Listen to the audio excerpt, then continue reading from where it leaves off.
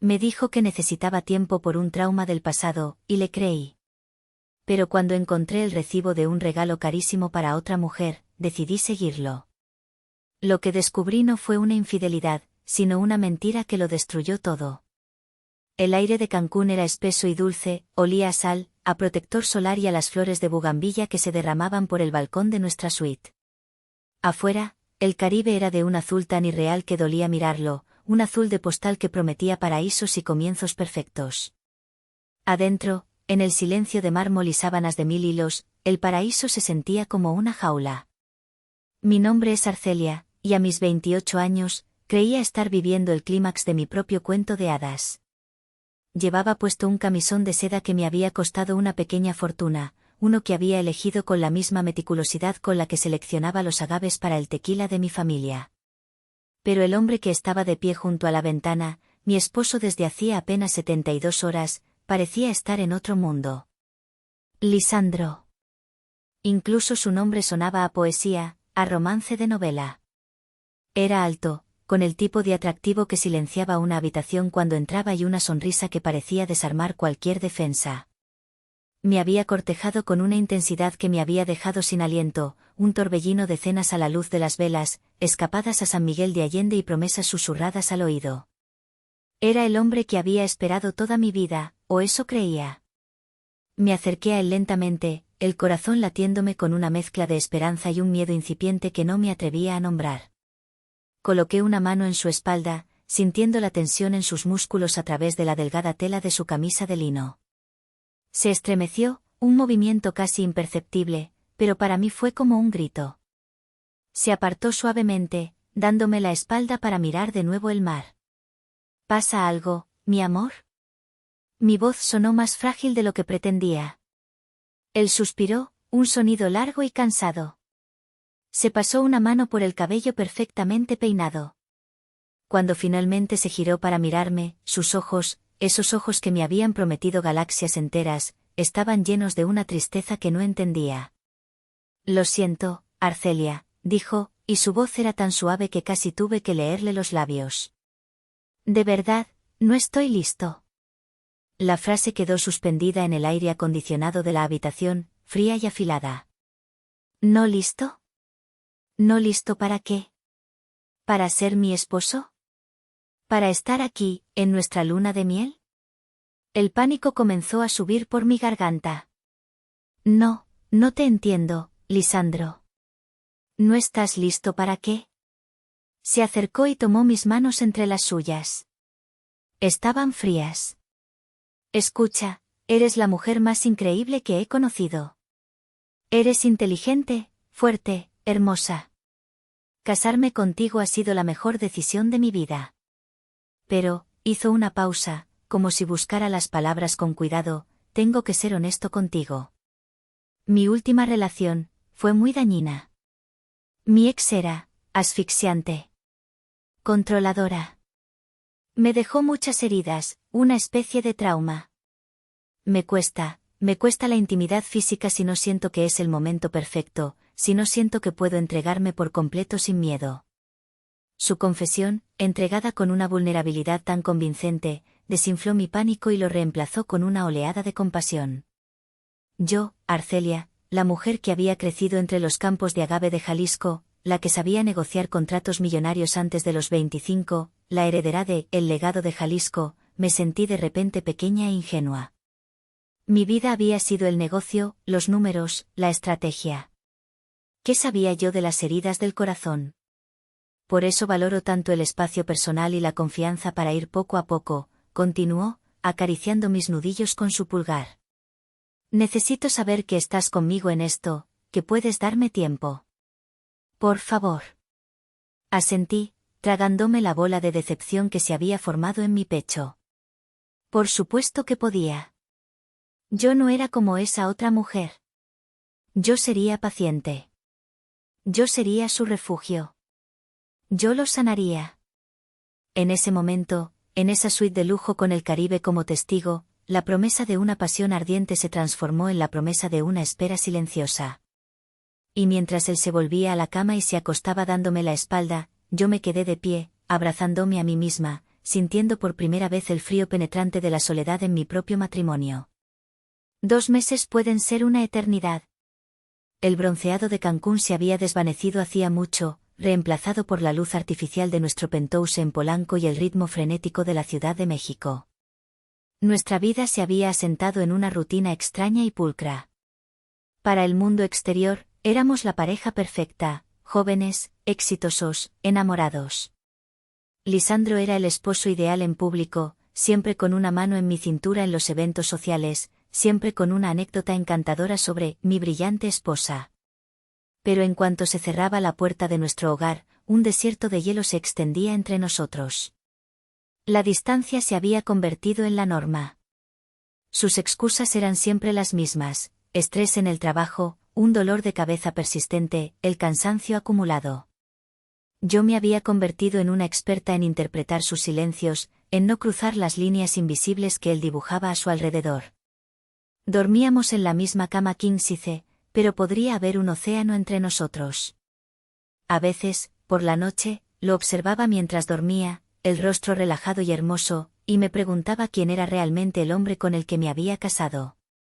Mi mente, entrenada para analizar y recordar, había comenzado a construir un museo privado, una colección de momentos y advertencias que repasaba en la oscuridad.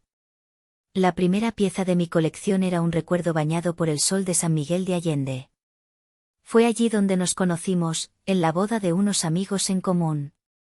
Él se acercó a mí con una confianza que bordeaba la arrogancia, pero sus ojos eran cálidos. Hablamos durante horas, y sentí algo que nunca antes había experimentado: ser vista. Parecía leer mi mente, reflejando mis sueños y ambiciones con una precisión asombrosa.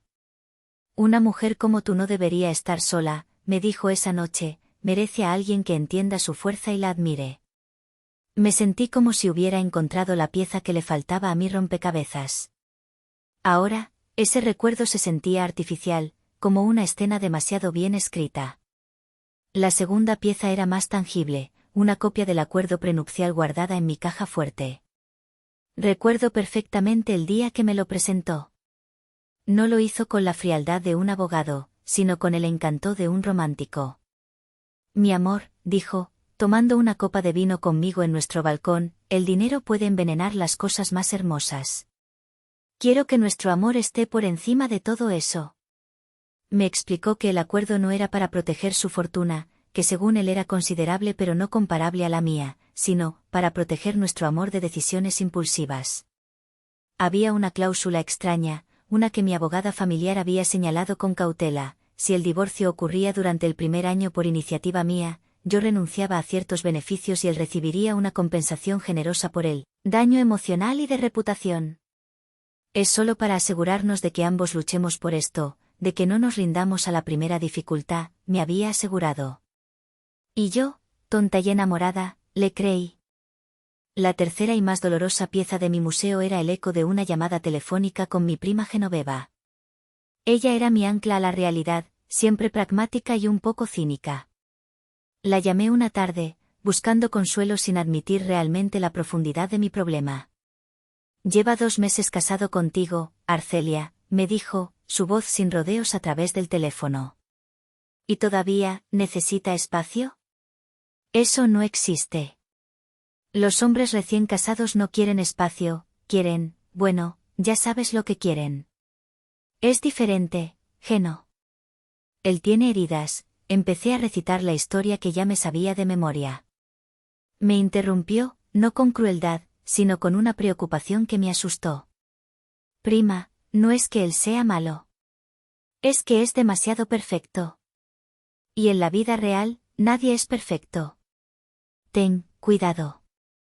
Colgué el teléfono sintiéndome a la defensiva, enojada con ella por no entender.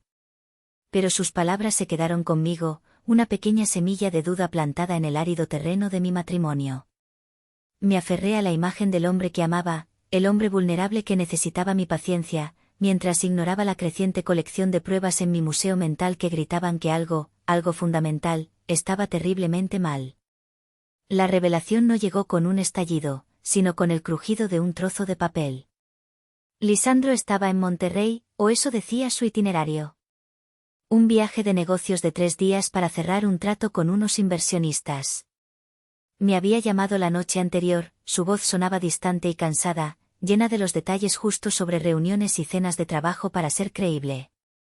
Te extraño, mi amor, me dijo antes de colgar. Las palabras, que antes me habrían hecho flotar, ahora sonaban huecas, una formalidad vacía. Esa tarde, decidí hacer algo que normalmente dejaba en manos del personal de limpieza, una reorganización profunda de su oficina en casa.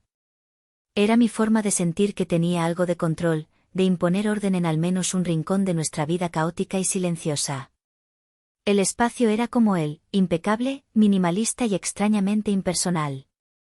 No había fotos nuestras, solo libros de finanzas y premios genéricos. Estaba a punto de terminar, reemplazando la bolsa del bote de basura de metal cepillado, cuando lo vi. En el fondo, casi pegado por una mancha de café, había un recibo arrugado. Por un instante dudé. Hurgar en su basura se sentía como una traición, una violación de esa confianza que él tanto decía valorar.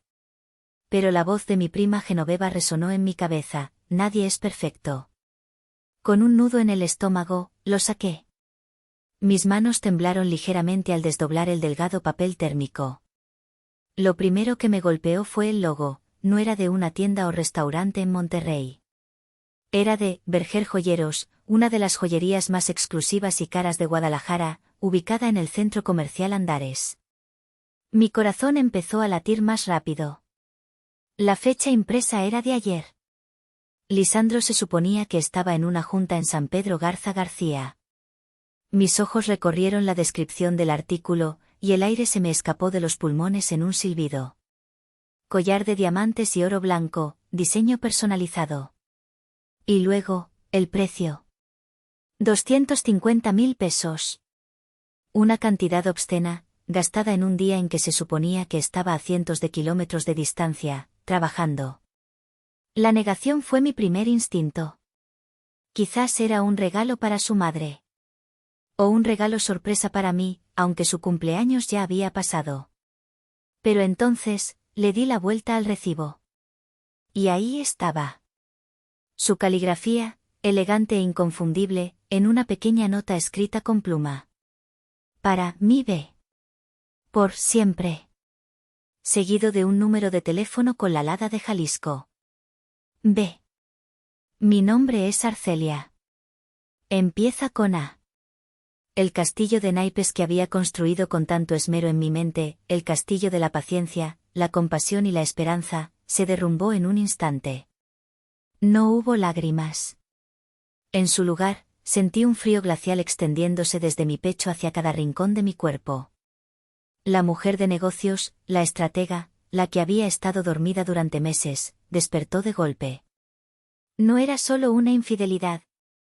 Un hombre infiel no se casa.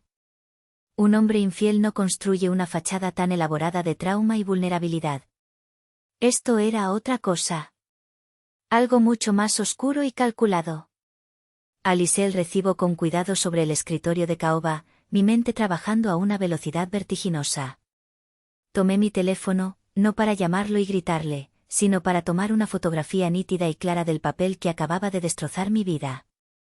Y en ese preciso momento, supe que el juego había cambiado. Ya no era la esposa paciente. Ahora, era la adversaria. El llanto no llegó esa noche, ni al día siguiente.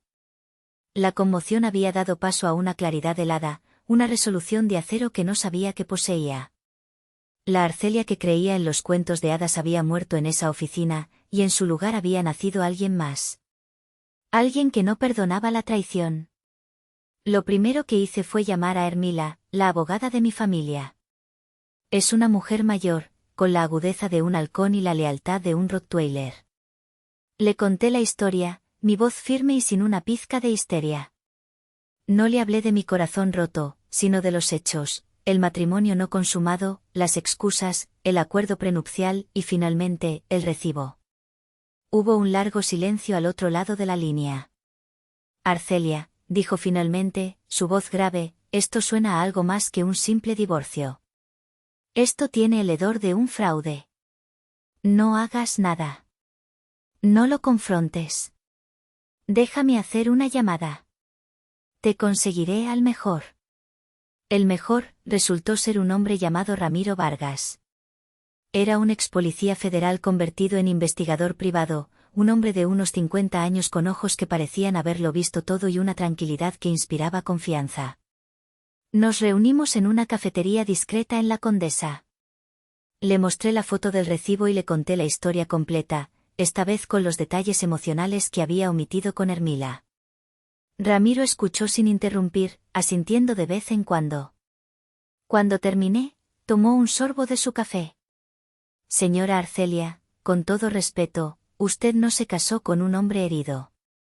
Se casó con un depredador.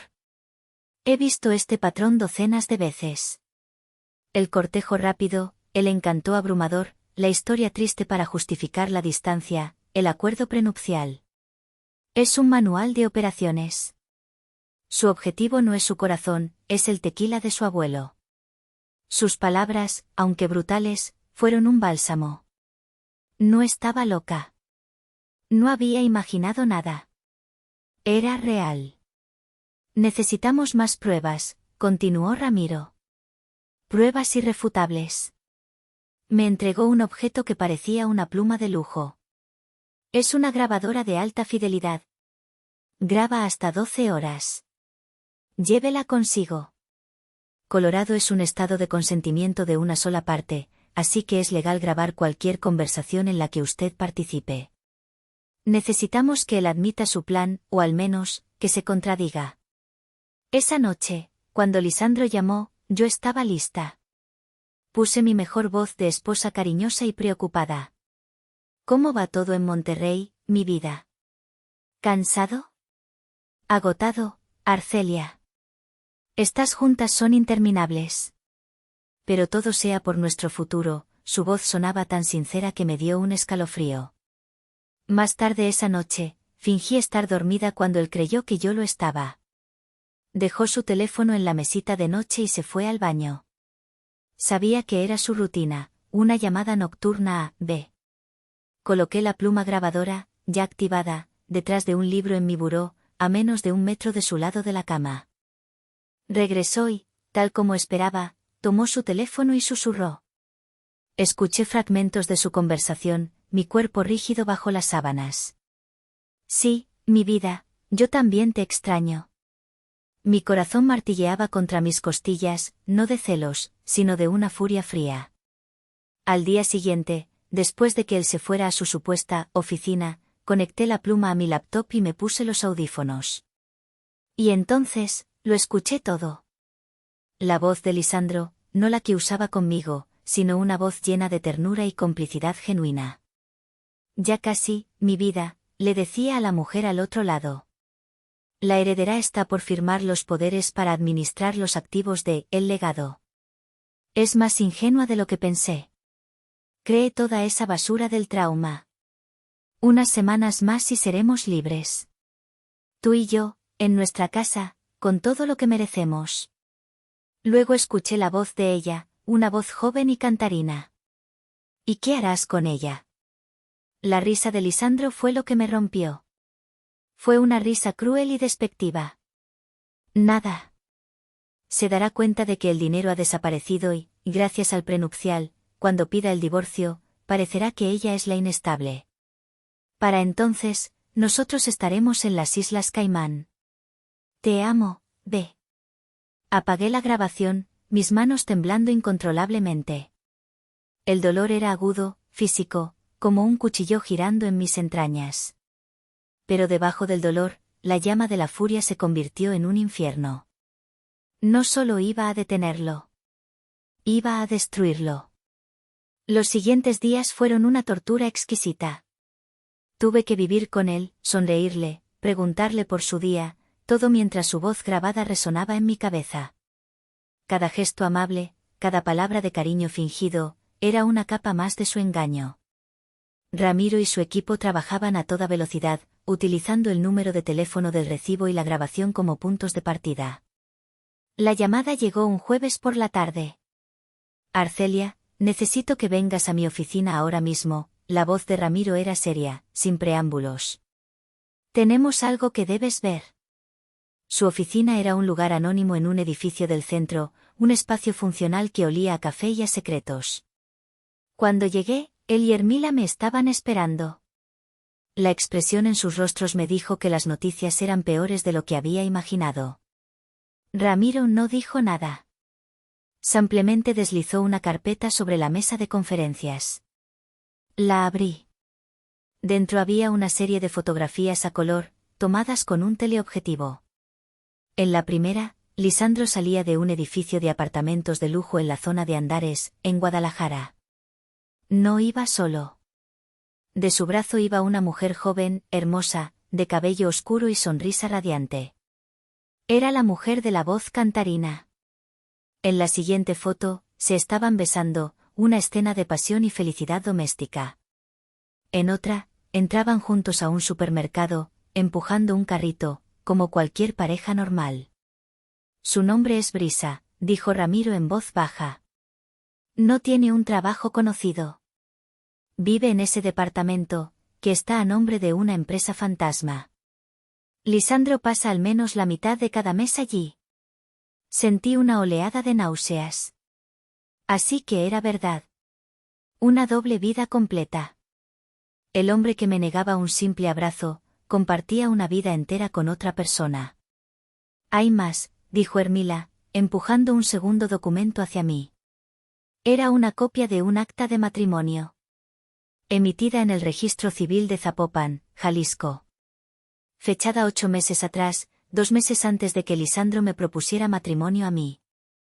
Los nombres en el acta eran Lisandro Montemayor y Brisa. La conmoción me impidió procesar el segundo apellido al principio. Lo leí de nuevo. Y de nuevo. El aire se volvió espeso, pesado, imposible de respirar. No puede ser, susurré, mirando a Ramiro, buscando una negación en sus ojos. Él simplemente asintió, su rostro una máscara de compasión profesional. El apellido de soltera de la madre de Lisandro era Montemayor. Brisa Montemayor es su hermana. La habitación empezó a dar vueltas. El fraude, la traición, la mentira, todo eso era una cosa. Pero esto era una perversión. Una abominación. La ternura que había escuchado en la grabación, los besos en las fotografías, él, para mí ve. Por siempre. Todo adquirió un matiz grotesco y enfermizo. No era solo un estafador. Era un monstruo. Me incliné hacia adelante, apoyando la cabeza entre las manos, tratando de contener el vómito que me subía por la garganta. Cada recuerdo que tenía de él, cada caricia casta, cada sonrisa, cada palabra de amor, estaba ahora manchado por esta verdad repugnante. Me habían arrastrado a su mundo de depravación sin mi conocimiento, sin mi consentimiento. Mi matrimonio no era solo una farsa, era una escena del crimen. Levanté la vista, y la expresión en mi rostro debió de asustarlos, porque tanto Hermila como Ramiro retrocedieron un paso. El dolor se había ido. La conmoción se había ido. Todo lo que quedaba era un vacío helado y una furia tan pura y tan intensa que me quemaba por dentro. Quiero que se pudran en la cárcel, dije, y mi propia voz sonó extraña, dura como el diamante. Díganme qué tengo que hacer. La estrategia que trazamos en esa sala de conferencias fue audaz y despiadada. Era un reflejo de la mujer en la que me había convertido en las últimas 24 horas. El plan de Lisandro era simple, usar mi desilusión para que yo misma iniciara el divorcio, activando así las cláusulas del acuerdo prenupcial a su favor mientras él vaciaba las cuentas que había abierto a mi nombre. Era un plan brillante en su crueldad. Y nosotros íbamos a usarlo en su contra. Íbamos a darle exactamente lo que quería.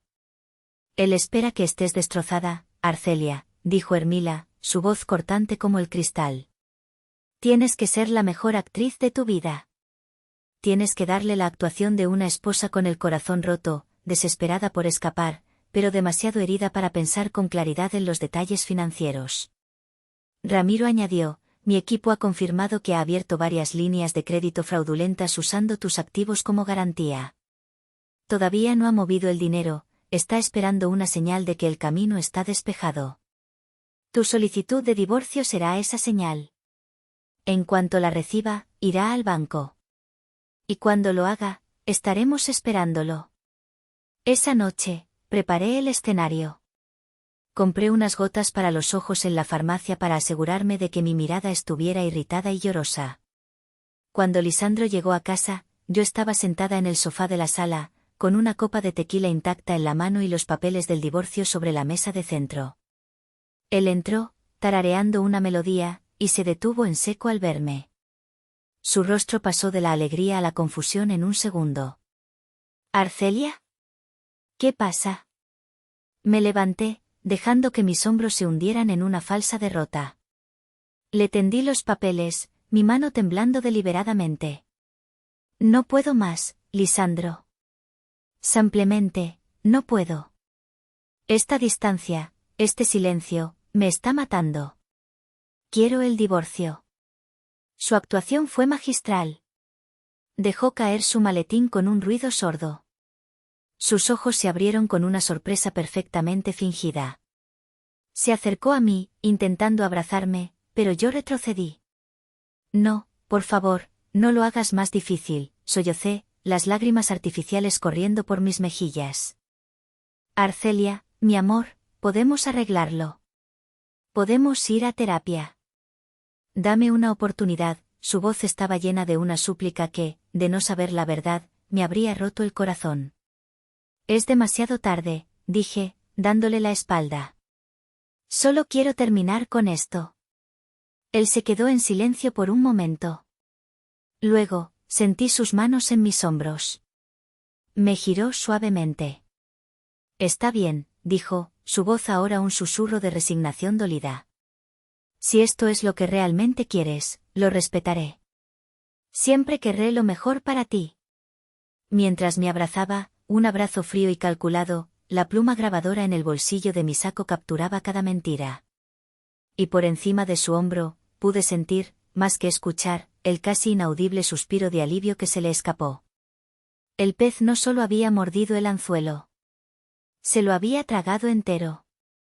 Los 2 días siguientes fueron los más largos de mi vida. Viví en un estado de tensión suspendida, cada llamada, cada mensaje, haciendo que mi corazón diera un vuelco. Lisandro se comportaba como un mártir, tratándome con una amabilidad condescendiente, como si yo fuera una pobre criatura frágil que no sabía lo que hacía.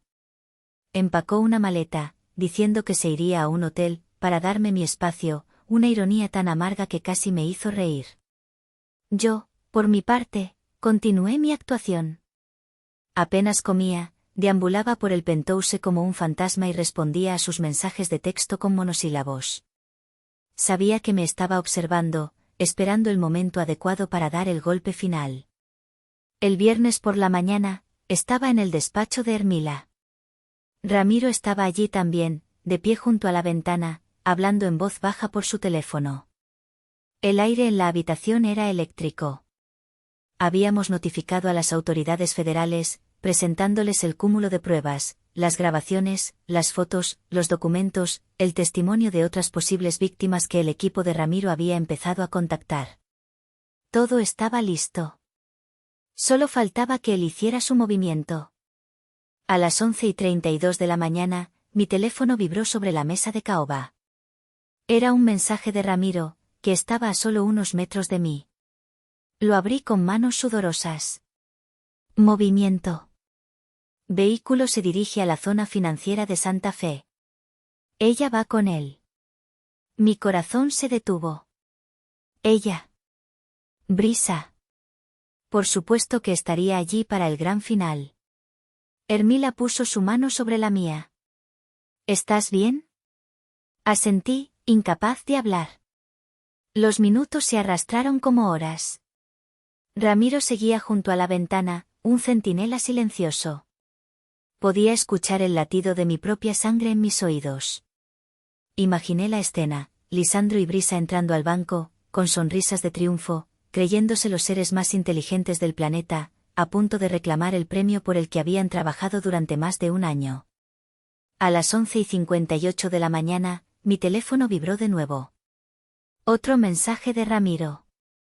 Está en el banco en Santa Fe con la hermana. Agentes federales en posición. Paquete entregado. Leí las dos últimas palabras una y otra vez. Paquete entregado. Cerré los ojos con fuerza. Y por primera vez en meses, desde esa noche terrible en Cancún, sentí que mis pulmones se llenaban de aire, un aire limpio y puro. Una única lágrima, esta vez real y ardiente, se deslizó por mi mejilla. No era una lágrima de tristeza. Era de alivio. El peso que había estado cargando, el peso de la mentira, la traición y la humillación, se había desvanecido. Se acabó. Estaba libre. El escándalo fue monumental, pero yo lo enfrenté con la cabeza en alto. La historia de los hermanos estafadores llenó los titulares durante semanas. El juicio fue rápido. Con las pruebas abrumadoras que presentamos, sumadas a los testimonios de otras 3 mujeres que se atrevieron a denunciar después de mi caso, la defensa no tuvo ninguna oportunidad. Lisandro fue sentenciado a 15 años de prisión federal por fraude organizado, falsificación de documentos y lavado de dinero. Brisa recibió 10.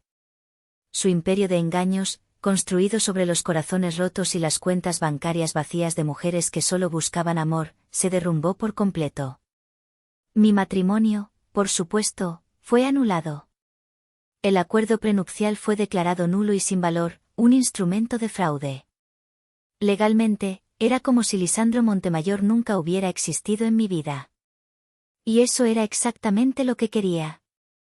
Los meses que siguieron fueron de reconstrucción. Me sumergí en el trabajo, en el legado de mi familia. Encontré consuelo en el aroma de la tierra mojada de Jalisco, en el proceso de transformar el agave en el líquido dorado que llevaba nuestro nombre.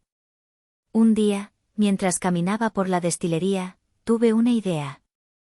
Reuní a mi equipo de marketing y maestros tequileros.